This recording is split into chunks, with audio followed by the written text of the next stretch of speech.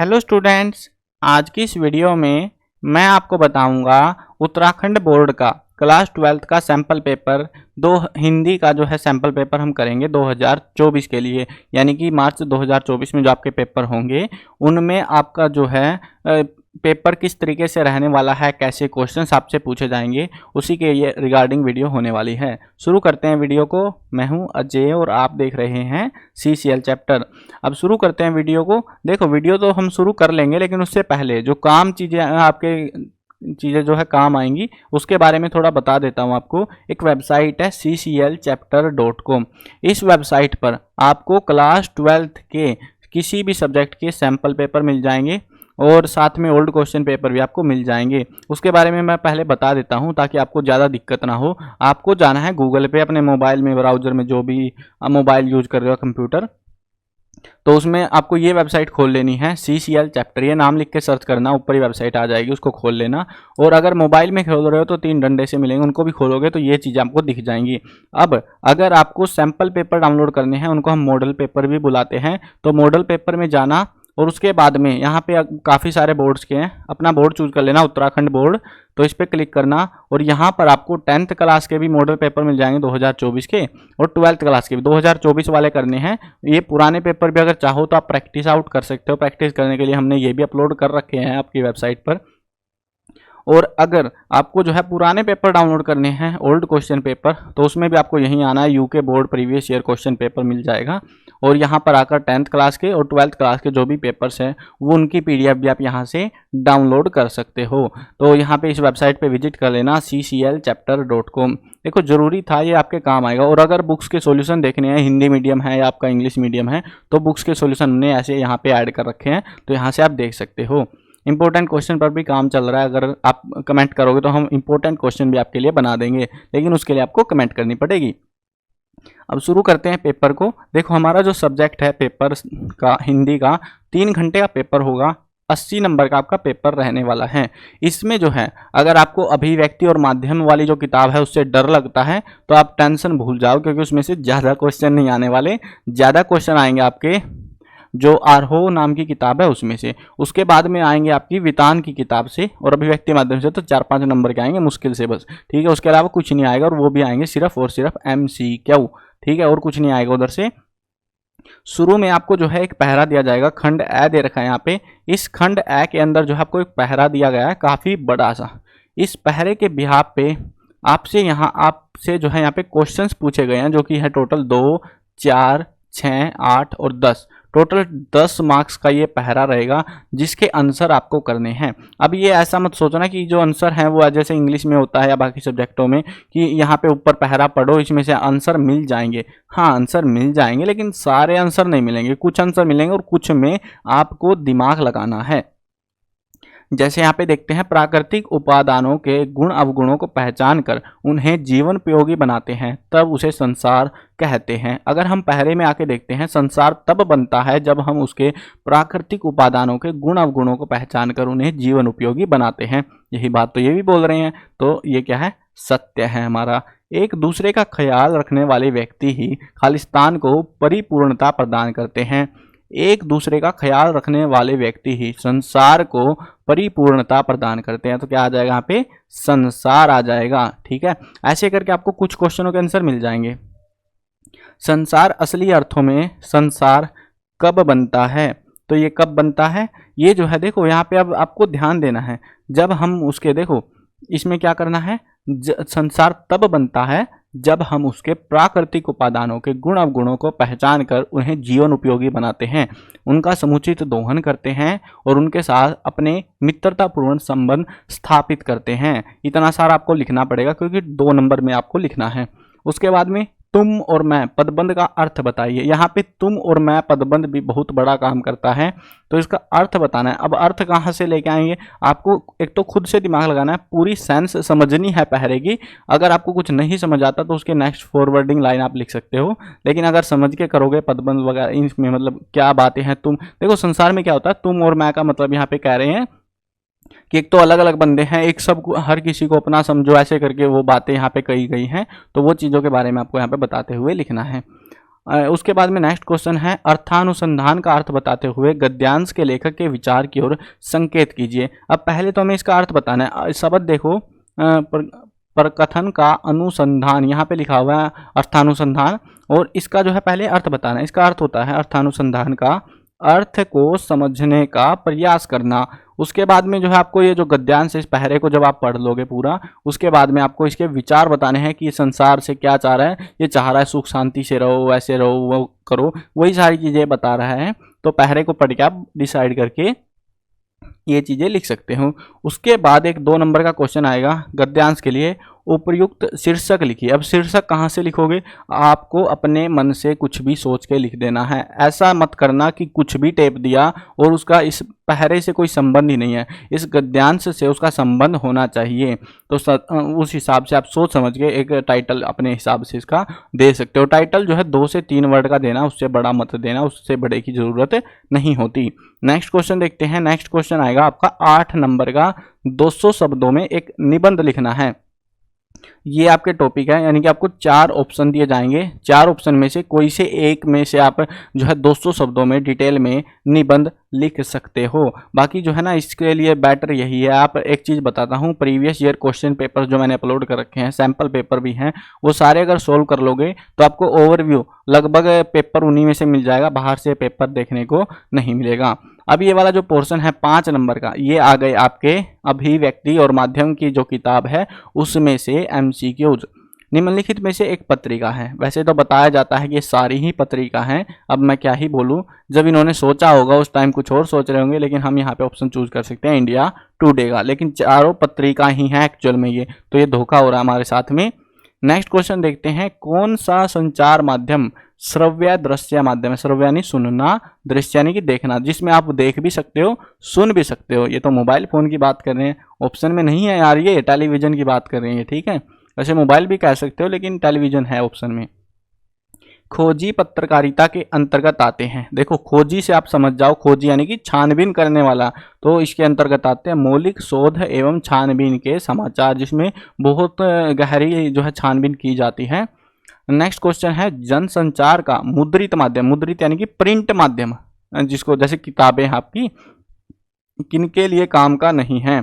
बताओ किताबें किसके काम की नहीं है? खुद सोच लो बिना ऑप्शनों के भी। अनपढ़ों के लिए, जिसको पढ़ना ही नहीं आता उसका वो क्या करेगा इन किताबों का? तो वही है ऑप्शन बी, निरक्षरों के लिए, जिनको पढ़ना नहीं आता। अखबार की अपनी आवाज किसे कहा जाता है? संपादकीय को। नेक्स्ट क्वेश्चन देखते हैं। ये हमने जो है क्वेश्चन देखे अभिव्यक्ति और माध्यम से। उसके बाद में आपको एक आलेख लिखना है। ये आलेख भी अभिव्यक्ति माध्यम से रिलेटेड है आपका एक्चुअल में। तो लोकतंत्र और युवा पीढ़ी का योगदान विषय पर 150 शब्दों में एक आलेख लिखिए। देखो, मान लो भाई कि अभिव्यक्ति माध्यम से, और ना भी मानो तो भी कुछ ज़्यादा फर्क नहीं पड़ने वाला, क्योंकि आपको अपने पास से ही बनाकर लिखना है ये, ठीक है। तो मानो या ना मानो, 5 नंबर का ही है एग्जैक्टली। तो विद्यालय का वार्षिकोत्सव पर लगभग 150 शब्दों में रिपोर्ट तैयार कीजिए। रिपोर्ट कह लो या ये आलेख कह लो, सेम सी चीज़ है हमारी। ये शायद उस पार्ट में से संवरित वाला कोई पार्ट है ना आपका, उसमें से। नेक्स्ट आएंगे आपके पास में आरोह वाली जो किताब है उसमें से पहरे, उसके बिहाफ पे एक पहरा, एक जो है काव्यांश आपको दिया जाएगा, गद्यांश भी दिए जाएंगे सेम ऐसे ही, और उनके आपको उत्तर देने हैं, प्रश्न आपसे पूछे जाएंगे। जैसे यहाँ पे है, कविता एक खिलौना है फूलों के बहाने, कविता का खिलना भला फूल क्या जाने, बाहर भीतर इस घर उस घर, बिना मुरझाए महकने के माने, भला फूल क्या जाने। अब ये वाली जो कविता की ये जो पंक्तियां दे रखी हैं, ये हमें दे रखी हैं, ये कविता के बहाने जो है एक कविता है उसमें से, ठीक है, तीसरी कविता एग्जैक्टली आपकी, तो उसमें से ये दी गई हैं पंक्तियां। अब ये जो है ना, मैं बता दूंगा, कुछ आंसर्स वगैरह भी आएंगे तो उनके मैं बता दूंगा कि इस वाले जो है किताब में, मतलब किताब के अंदर कौन से टॉपिक कहाँ पर आपको मिल जाएंगे, ताकि आपको ढूंढने में आसानी रहे। उसके बाद आपको ये पूरा पढ़ना है, समझना है और सवालों के जवाब देने हैं। पहले हम आसान का देते हैं, पद्यांश के कवि कौन हैं, है ना, ये जरूरी है, तो आसान है ना इसीलिए। तो इसके कवि हैं कुंवर नारायण। अब देखते हैं बड़े क्वेश्चन, कविता की तुलना किससे की गई और किस रूप में की गई है? यहाँ पे कविता की तुलना 2 चीज़ों से की गई है। एक तो फूलों से, कहा हुआ है ना, कविता एक खिलना है फूलों के बहाने, तो फूलों से की है। कविता एक खेल है बच्चों के बहाने, तो कविता की तुलना किस किस से करी है? फूलों से और खेलों से की गई हैं, या फिर कह लो ये जो है उसके बाद में पूछ रहे हैं किस रूप में की गई है, तो वो बच्चों के खिलौने के रूप में और यहाँ पर खिलने के रूप में, महकने के रूप में की गई है। तो इस तरीके से आपको इसको एक्सप्लेन आउट करना है। सब घर एक कर देने से का क्या अभिप्राय है? यहाँ पे कहा गया ना, यह घर वह घर, सब घर एक कर देने के माने बच्चा ही जाने, यानी कि सभी के घरों में हर जगह जो है वो खुशियाँ बांट देता है। वैसे ही जो है कविता भी क्या करती है, जो उसका जो सार होता है वो हर पंक्ति उसका जो सार है वो बांट देती है। सभी शब्द मिलके कह सकते हो एक ही बात पे जो है इंगित करते हैं, इंडिकेट करते रहते हैं। तो वो चीज़ आपको यहाँ पे एक्सप्लेन करनी है डिटेल में, थोड़ा सही से लिखते हुए, ठीक है। नेक्स्ट आएगा, नेक्स्ट एक और पहरा आपको दिया जाएगा, इसमें भी ऐसा ही है। देखो ऊपर अगर क्वेश्चन को पढ़ोगे, काव्यांशों में से किसी एक पर पूछे गए प्रश्न, दो दिए जाएंगे आपको, कोई सा एक कर लेना, पहले वाला कर लो या दूसरे वाला, जो आपकी मर्जी है। मैं दोनों को करा रहा हूँ ताकि आपको कोई दिक्कत ना हो समझते टाइम पे भी। ये वाला जो पहरा है, किस भी किसान कुल भटकी भाट, तो ये जो है हमारा इसमें ये आसान है, ये शायद उसमें से है, ये जो सूरदास, ये तुलसीदास वाला पाठ है ये आपका, उसमें से है, ठीक है। तो उसमें देख लेना, पहला ही पैरा मिलेगा आपको ये। अब इसमें पूछा गया किस आग से पेट की आग बड़ी है, तो किसकी आग से? समुद्र की आग से पेट की आग को यहाँ पे बड़ी बताया गया है। उसके बारे में आप आगे डिटेल में भी लिख सकते हो थोड़ा। पेट की आग को शांत करने के लिए लोग क्या क्या निम्न कार्य कर रहे हैं, तो क्या काम कर रहे हैं वो? पर्वतों पर चढ़ रहे हैं, शिकारियों के रूप में भटक रहे हैं, पुत्र पुत्रियों को भी बेच रहे हैं, वो सारे काम पेट की आग को शांत करने के लिए कर रहे हैं। अब तुम बोलोगे सर उत्तर कहाँ से लेके आ रहे हो? आपको ये पहरा पढ़ना है, इसी पहरे को पहले समझ लो, उसके बाद उत्तर मिलेंगे। जैसे बेचत बेटका बेटकी बेटा बेटियों को बेच रहे हैं, धर्म अधर्म कर रहे हैं, है ना।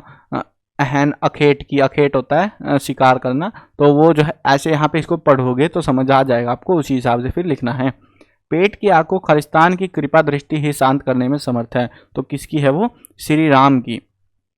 यहाँ पे बोला जा रहा है ना, तुलसी बुझाई एक राम घनश्याम ही थे, एक राम ही हैं, इकलौते भगवान श्री राम ही हैं जो हमारी अपनी कृपा दृष्टि से इस पेट की आग को शांत कर सकते हैं। तो यहाँ पे क्या आएगा? श्री राम आएगा। नेक्स्ट क्वेश्चन देखते हैं। नेक्स्ट क्वेश्चन आपको मिलेगा, इसमें आपको काव्यांश को पढ़ना है और उसको पढ़ने के बाद इन प्रश्नों के उत्तर देने हैं। अब ये वाला जो प्रश्न है ये थोड़ा अलग स्टाइल का है, वो वाला अलग स्टाइल का था, उसमें आपको प्रश्नों के जवाब उस पहरे को पढ़ के आ गए, इनके आपको पढ़ के आ जाएंगे लेकिन नहीं भी आएंगे, वो बात है। देखो पहले क्या करना है, उक्त पंक्तियों में निहित भाव सौंदर्य स्पष्ट करना है। आंगन में ठुमक रहा है, जिदियाया है बालक तो हुई चांद पे ललचाया है, दर्पण उसे कह दे रही है माँ। ये वाला जो है आपका रुबाइयाँ वाला जो पाठ है आपका, उसमें से है।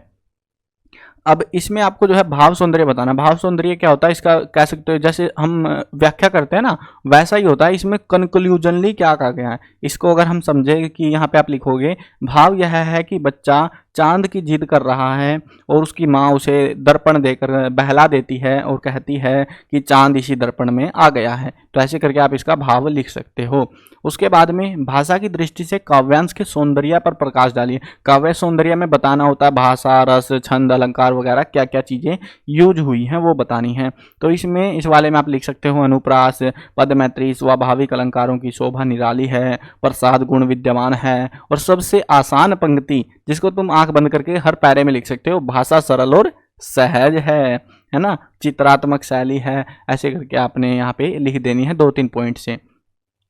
नेक्स्ट क्वेश्चन आते हैं। नेक्स्ट हमारे पास आएंगे 2-2 नंबर के 2 क्वेश्चन। यहाँ पे 2 के उत्तर देने हैं आपको, 3 क्वेश्चन दिए जाएंगे।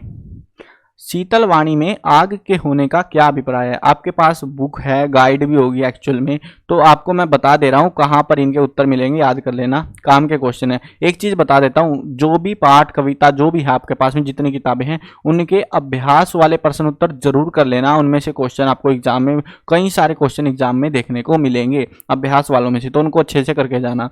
अब यहाँ पे शीतल वाणी में आग के होने का क्या अभिप्राय है, तो ये आपकी कविता पहली है। तो इसमें जो है इसका जो है आपका प्रश्न नंबर 4 मिलेगा आपको, 4th क्वेश्चन ये वाला पहली कविता में, ठीक है। पहली कविता है उसको खोल लेना, वहाँ पे 4th क्वेश्चन अभ्यास का वो है ये, उसका उत्तर लिखना है। कैमरे में बंद अपाहिज नामक कविता, ये कहीं नहीं मिलेगा इसका उत्तर, इसको आपको खुद से बनाना है। कैमरे में बंद अपाहिज नामक कविता में कवि ने परोक्ष रूप से अपाहिज से सहानुभूति दिखाई है। कवि के दृष्टिकोण में एक अपाहिज से किस प्रकार का व्यवहार करना चाहिए वो हमसे पूछा गया है। जैसे कविता में दर्शाया गया है ना कि उसको जो है पैसे कमाने के लिए उसको जो है ऐसी ऐसी बातें पूछेंगे जिससे वो रोने लग जाता है, फिर दर्शक भावुक हो जाते हैं। तो उससे यहाँ पे कवि बोल रहा है कि कवि के हिसाब से उससे कैसा व्यवहार करना चाहिए, कैसा बर्ताव करना चाहिए, उसको जो है उसके दुखों पर, उसके पीड़ाओं को बार बार याद नहीं दिलाना चाहिए। वो चीज़ें आप यहाँ पे लिख सकते हो अपने हिसाब से बना के। शोकग्रस्त माहौल में हनुमान के अवतरण को करुण रस के बीच वीर रस का आविर्भाव क्यों कहा गया है? ये वाला जो है तुलसीदास वाली जो कविता है उसमें है, प्रश्न नंबर 7 है अभ्यास में, तो वो है ये, वहां से कर लेना। देखो मैं उत्तर इसीलिए नहीं करा रहा क्योंकि आपके लिखे हुए हैं, आप पढ़ लोगे आराम से जाके। अब ढूंढने की होती है दिक्कत तो मेन तो मैंने बता दी है कविता कौन सी है तुलसीदास वाली, तो उसमें से जो है आप आराम से कर सकते हो ढूंढ के, कोई दिक्कत नहीं पड़ेगी। ये जो है तुलसीदास कवि हैं कविता के। नेक्स्ट जो है उसके बाद आपको दिया जाएगा गद्यांश। यहाँ पर भी 2 गद्यांश दिए जाएंगे, कोई सा एक गद्यांश करना है। 2-2 नंबर के 3 क्वेश्चन दिए जाएंगे और उनके उत्तर देने 6 नंबर में रहेगा। पहले ये पहरा पढ़ना है आपको, उसके बाद में ये प्रश्न दिए जा रहे हैं। ये बाजार दर्शन वाला पाठ है आपका, और बाजारवाद का मनुष्य पर क्या असर पड़ता है वो चीज़ें बतानी है, कि उनका व्यवहार बदल जाता है ऐसे करके, वो सारी चीज़ें बतानी है। पढ़ने से समझ आ जाएगा, और ना भी पढ़ोगे अगर चैप्टर अच्छे से पढ़ रखा है तो भी आपको समझ आ जाएगा। धूल उड़ाती मोटरसाइकिल के पास से निकलने पर लेखक की क्या प्रतिक्रिया थी? तो उसका जो है बताते हैं वह क्या निकली, मेरे कलेजे को खूंदती एक कठिन व्यंग्य की लीक की आर पार हो गए। यानी कि उसको जो है पीड़ा हुई, दुख दे रहा था ना, वो पैदल था तो वो ऐसे सोव कर रहा है, तो वो चीज़ आपको बना के लिखनी है थोड़ी सी। प्रस्तुत व्यंग्य में किस सामाजिक मानसिकता को इंगित किया गया है वो हमको बताना है, कि बाजार में मानसिकता हमारी बदल जाती है, उसके बारे में ही आपको इसमें भी एक्सप्लेन करना है। नेक्स्ट जो पैरा यहाँ पे दे रखा है वो है मेरा आदर्श समाज वाले में से। आपको जो है एक चीज़ बताता हूँ, ध्यान रखना, काम आएगी। आपको 2 पहरे मिलेंगे, कोई सा एक पहरे में अगर आपको पाठ और लेखक का नाम लिखना आ जाए तो उस वाले पहरे को कर लेना, आसान रहेगा, क्योंकि 2 नंबर का क्वेश्चन है। पाठ का नाम, लेखक का नाम बताना आपको। अब यहाँ पे कितना आसान है इनको अटेम्प्ट करना। पाठ का नाम क्या है यहाँ पे, मेरी कल्पना का आदर्श समाज, और लेखक का नाम क्या है, डॉक्टर भीमराव अंबेडकर। बस हो गया 2 नंबर पक्के। लेखक के अनुसार आदर्श समाज का आधार क्या है वो हमको बताना है। फिर जो है किसी समाज को कितना गतिशील होना चाहिए, इन क्वेश्चनों के जवाब आपको ऊपर पहरे को पढ़ के मिल जाएंगे। देखो मैं पहरे इसीलिए नहीं करा रहा क्योंकि यार इनको जब करोगे आप, इनको अटेम्प्ट कर लोगे ना, तो इनमें क्या सीन है, इनको आप पढ़ोगे समझोगे, और फाइनल एग्जाम में ऐसा नहीं है कि बिल्कुल यही पहरा देंगे, वो आपको पहरा बदल दिया जाएगा। तो आपको इसको अटेम्प्ट करके देखना है कि क्या आप कैपेबल हो इनको सोल्व करने के या फिर नहीं हो, नहीं तो आपको दिक्कत होगी फिर फाइनल एग्जाम में। चलो आगे बढ़ते हैं। आगे जो है यहाँ पे 2 प्रश्नों के हमको उत्तर देने हैं। ये पहला प्रश्न है, ये जो है 2-2 नंबर के प्रश्न है। 3 प्रश्न दिए गए हैं कहानी वाले पोर्शन से। बाजार रूपण से क्या तात्पर्य है, ये जो आपका बाजार दर्शन वाले पार्ट से है। अभ्यास का तीसरा प्रश्न है ये, बानी दे गुड़धानी दे, मेघों से पानी के साथ साथ गुड़धानी की मांग क्यों की जा रही है। ये काले मेघा पानी दे पाठ से तीसरा प्रश्न है अभ्यास का। लेखक ने सीरीज को कालझई अवधूत या सन्यासी की तरह क्यों माना है। ये जो है सीरीज के फुल पाठ से अभ्यास का पहला क्वेश्चन है, और इसीलिए मैं कह रहा हूँ आपको अभ्यास वाले कर लेना। बहुत सारे क्वेश्चन अभ्यास में से ही पूछते हैं लोग, तो ध्यान रखना, अच्छे से करके जाना, ठीक है। मैंने बता भी दिया आपको कि कौन से पाठ में कौन सा क्वेश्चन है, ताकि आपको ढूंढने में दिक्कत ना हो। उसके बाद यहाँ पे किन्हीं 3 प्रश्नों के आपको उत्तर देने हैं जो आपको आसान लगे। यशोधर बाबू अपने बच्चों और पत्नी से परंपरा का पालन कराना चाहते थे, बिल्कुल सही, लेकिन वो बात नहीं बना पा रहे थे। अतीत में दबे पांव नामक पाठ के लेखक का नाम खालिस्तान है, तो उसका नाम क्या है, उसका नाम है ओम मानवी।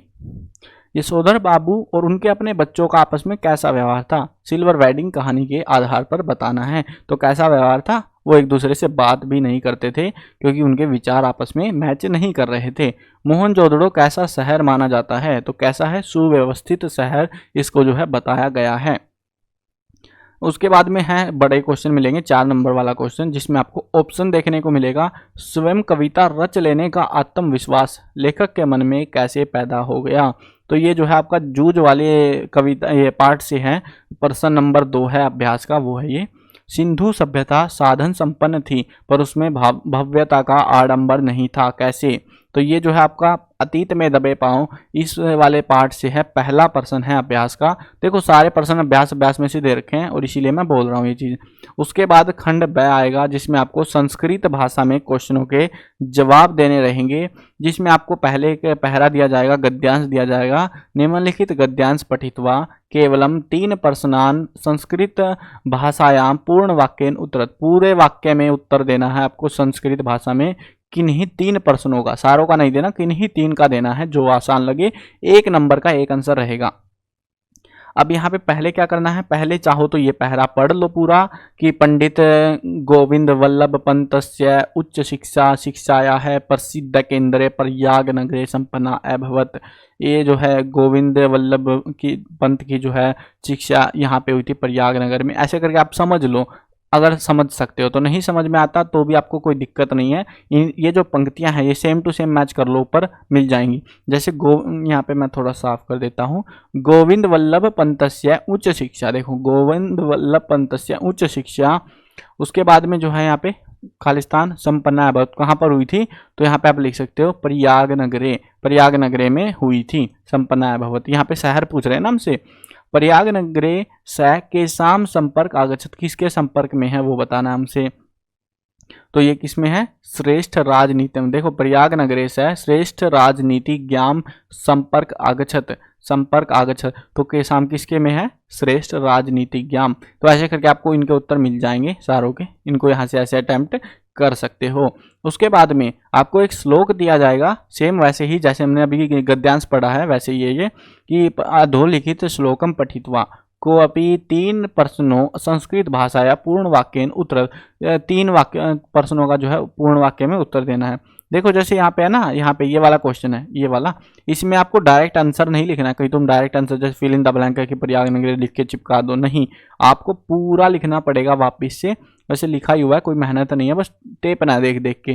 तो ऐसे पूरा सेंटेंस में लिखना है, कहीं तुम एक वर्ड लिख के आ जाओ, टीचर गलत कर सकता है। ना भी करे कोई दिक्कत नहीं है, लेकिन रिस्क क्यों ही लेना ऐसी चीज़ पे।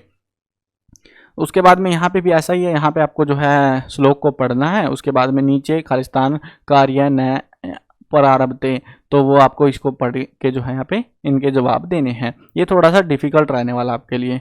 उसके बाद में जो है यहाँ पे नेक्स्ट जो पोर्शन आएगा उसमें जो है अधोलिखित प्रश्नेभ्यः को अपि चत्वारि प्रश्न, 4 प्रश्नों के जो है संस्कृत भाषा में पूर्ण वाक्य में उत्तर, पूरे वाक्य में उत्तर देना है। 2 नंबर के 4 क्वेश्चन है, 8 नंबर के रहेंगे। एक चीज़ मेरे को जरूर बताना, आप जो ये बुक है, मतलब ये जो संस्कृत का पोर्शन आता है, वो आपके पास में कोई आपको बुक पढ़ाई जा रही है या कुछ और सीन है? क्योंकि देखो मैं आपके स्टेट से नहीं हूँ, अगर आप सोच रहे हो आपके स्टेट से हूँ मैं, तो ऐसा नहीं है, मैं बाहर से हूँ। तो अभी जो है मेरे को हिंदी का तो देखो पूरे ऑल ओवर इंडिया लगभग सेम सा ही हाल है, तो मैं इसीलिए आपको समझा पा रहा हूँ सारी चीज़ें। ओवरव्यू आता है मेरे को, आइडिया लग जाता है उस चीज़ का। लेकिन संस्कृत का आप जरूर बताना कमेंट में कि ये जो संस्कृत है इसके लिए आपके स्कूल में कोई किताब लगी हुई है या फिर नहीं लगी हुई, या रैंडमली कुछ क्वेश्चन आपसे पूछे जाते हैं, ताकि मुझे ओवरव्यू हो सके, एक अच्छा आइडिया मिल सके। तो यहाँ पे ये जो है आपको 4 प्रश्नों के उत्तर देने हैं, जो प्रश्न यहाँ पे पूछे गए हैं संस्कृत भाषा में ही उत्तर देने हैं, ठीक है। उसके बाद में यहाँ पे जो है आपको निम्नांकित शब्द सूचित है 3 शब्दान चित्वा तेषां वाक्य प्रयोग संस्कृत भाषायां कुरुत। यहाँ पे इनके जो है वाक्य में प्रयोग करने हैं, शब्द सूची ये दे रखी है हमको, इनके वाक्य बना के देने हैं, कोई भी जो आपको आसान लगे। उसके बाद में 3 क्वेश्चन आएंगे आपके ग्रामर से, जो कि आसान ही है, कोई मुश्किल नहीं है। चक्रपाणी में कौन सा समास है, तो वो कौन सा है, बहुब्रीहि समास।